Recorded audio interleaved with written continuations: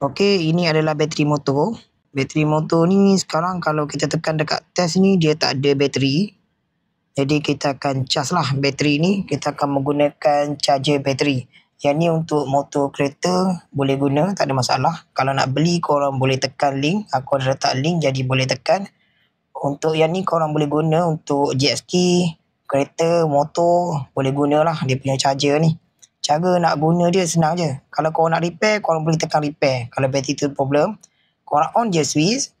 Lepas tu korang masukkan hitam ke hitam, merah ke merah. Senang je cara nak guna dia. Okey, lepas tu korang tengok kat sini dia dah hidup lah. Dia dah masuk cas. Okey, dia dah masuk cas. Pastikan kipas dekat belakang ni dia berpusing. Kalau berpusing, maksudnya dia tengah cas lah bateri tu. Okey, kemudian kalau korang tekan dekat bahagian test tu, dia akan masuk fully cas lah. Tu maksudnya sedang dicas.